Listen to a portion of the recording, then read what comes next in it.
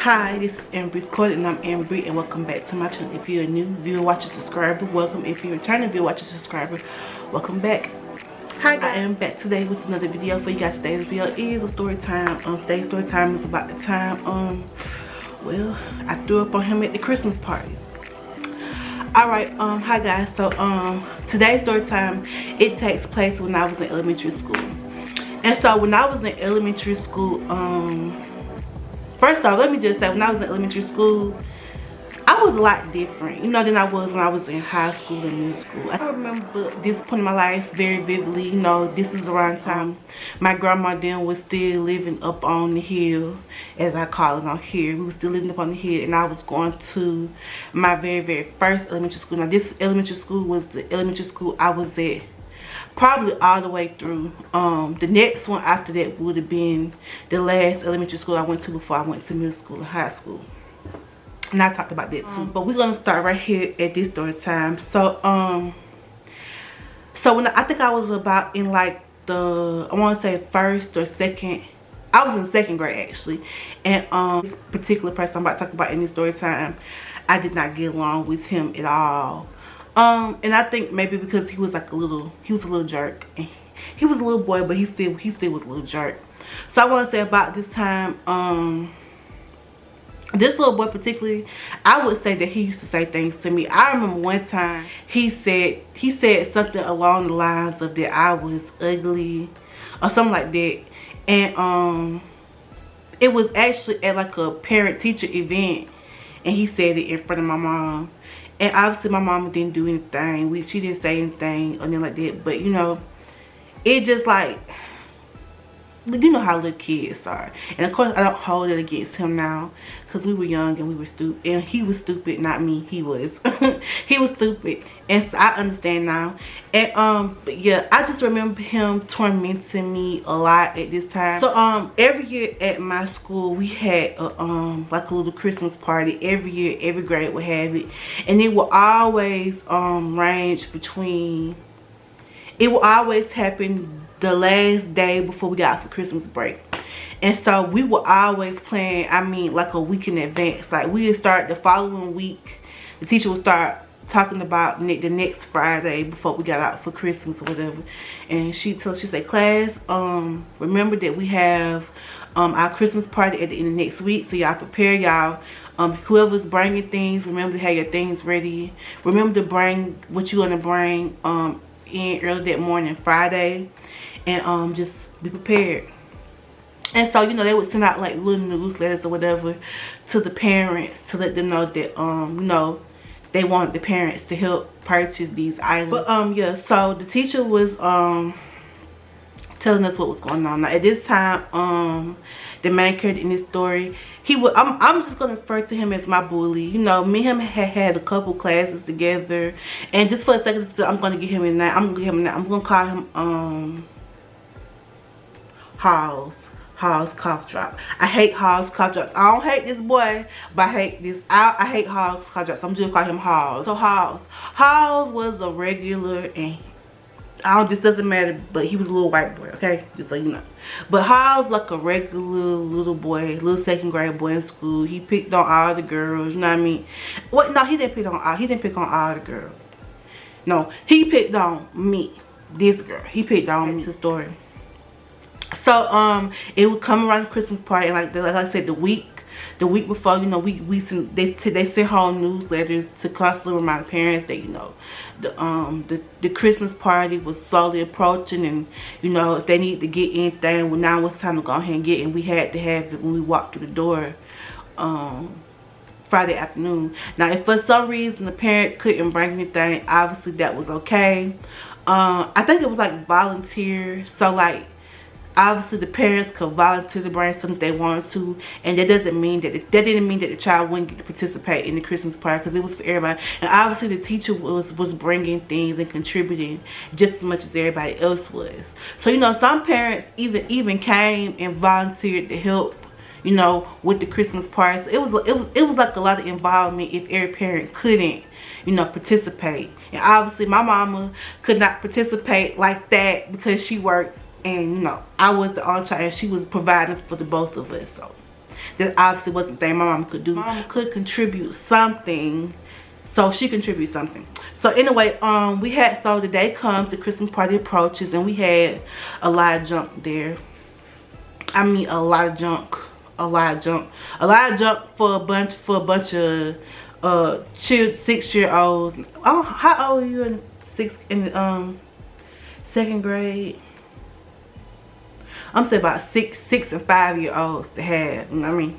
So the party rides, and you know, we have a lot of stuff there: cupcakes, cookies, chips, drinks, all that stuff. And obviously, you know, we don't have our party till after lunch. So anytime we would have like a party or anything, like we would have Valentine's parties, we would have Christmas parties, we would have Easter parties.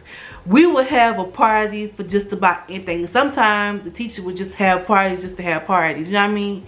Like maybe if like we reached a certain amount, we read a certain amount of books in class, we would have the parties and stuff like that. So anytime a classroom would have a party, we clearly would have it, you know, during our least busy hours. And our least busy hours would like take place, you know, towards the end of the day, like almost time. Like usually towards the end of the day, like if we weren't doing anything, we would do paper, we would do work or try to get homework done before we got on the bus or whatever. But that last hour or two before it was time to go would be the time where we would have these parties. So we would tend to our regular day, and we would go to, you know, our extra class like gym, art, whatever, music class, whatever the case may be for that week. And then when we came back in, while we was out with all that, the teachers would be in classroom setting up the classroom for the Christmas party. And then at that point, the parents would come in and help out the teachers or whatever. And so this was no different. So we came back in from, I want to say, music class. That's probably where we were. We came back in from music class, and we all had assigned seats. Everybody had assigned seats, and at our assigned seats, we had like a little desk, and like the teacher had like this lined paper, like this pretty lined paper with our names, our name tags on it, and it was written. And we had like a little basket for our pencils and everything. It was very cute, very thought out. Anyway, she would have it. She had all our desks like that, and it had been that way from the beginning of the year. And so she had the room, the parents that volunteered to come and help the teacher out, set up and everything. They were in the classroom, set up everything. So how they would do this, when we came in, they give us napkins, they give us a plate, and we could go and retrieve whatever snacks or treats we wanted. And sometimes, most times, whenever we did this, our teacher would like give us like little goodie bags, like with candy, pencils, just things she wanted us to have. And she would gift them to us. So our teacher obviously had something for us. So I remember piling my plate up with chips. Like the rule was you get one cupcake, and if you finish after everybody got one and they had any left over, if anybody wanted an extra cupcake, they could go back and get it. Now obviously they always had enough for everybody to have extra cupcakes. Some people didn't eat extra cupcake, they want something else, but it just depended on the person. So I don't know, had we got candy earlier that day. I think we did, because every class we went to, like the teachers would have something for us. So like we probably had been getting stuff all the day, like candy, just snacks, cupcakes, whatever, you know, we was probably getting. And then not to mention what we probably received at lunch from the lunch ladies. Like we was just getting stuff all day long. All day long. So I probably had consumed a lot of candy at that point. Now I want to say that this little boy, what I call him Halls. Halls sat in like the desk, like maybe in front of me. I want to say he wasn't too far from where I was. So he had to have been close in proximity in order for me to have thrown up on him the way I did. So like I said, we had probably been getting stuff throughout the day that day. And I probably had consumed most of it. You know, I'm a child. I like candy. I'm gonna eat candy if I get candy. And so like I said, I had probably consumed a good bit of candy. So this probably was no different. So I came in, we said, and like I said, I piled my plate up with stuff because I was greedy and I was a child. And knowing me, it probably wasn't nothing but sweet stuff. And so, you know, I go to my desk and we start to eat our sweets and stuff like that. And I just remember after I had consumed most of it, I started to feel a little sick. And then after like a few minutes of feeling sick, I think I raised my hand to like tell the teacher that I didn't feel good and that I needed to go to the restroom. And all of a sudden, I just bleh, all over House, like literally all over him. And in a moment, thinking about it, like I was horrified, and I was like, I'm sorry. And he didn't get mad, probably because he knew he deserved it. But he didn't get mad and like that. He stayed calm the entire time. And he was like, can I go to the bathroom, clean up? And she was like, yeah, go ahead.